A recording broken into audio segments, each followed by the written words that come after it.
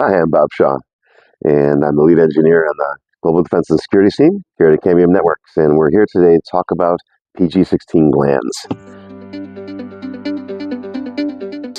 Now, believe it or not, this little thing in here, tiny little PG16 gland, what kind of grief can it give you? That's really the question we're going to try to answer today. So, talk about this a little bit. What do glands do? And let's start with that. Well, they do weatherproofing and strain relief. Two components, not just one. And if you look at the radio here, we're going to move this over just a little bit. You can see I've got a 45700 radio in front of me here. Love this thing, C+I, tough as nails, great radio.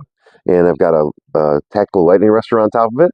And you can see that there's PG16 glands that connect the two of them together.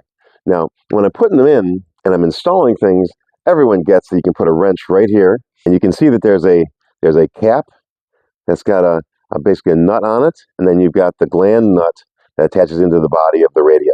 When I want to tighten them, I can tighten from here. You can go to the installation guide that comes with every radio, and you'll actually see the torque specification. I think it's 5.4 Newton meters. So that it is not only is it, and I'm going to go like this, so you can properly see, not only not too tight, not too loose, it provides weatherproofing. Now, let's reverse that. What if I've got to move it, change it? The idea is that I need to take this apart. Where am I going to put my wrench? And I can guarantee you 99 out of 100 times, you ask somebody who doesn't really know, they're going to put their wrench right here. What they're doing is they're backing this gland off, but they're not reducing strain relief. What happens is now I've got this cap here tightened onto that cable, and this nut is being forced out, which means the RJ45 connector, we love these things, but when you pull this out of something, they break. Either you break this, or worse yet, you break the connection on the motherboard of the radio. You've just now broken the radio.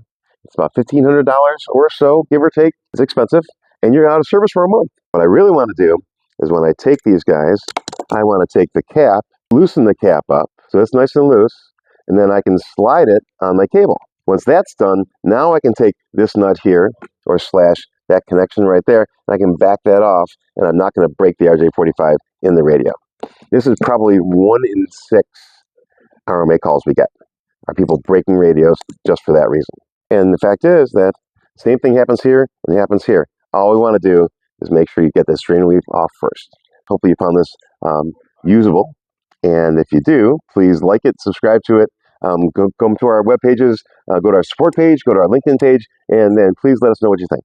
And thank you so much.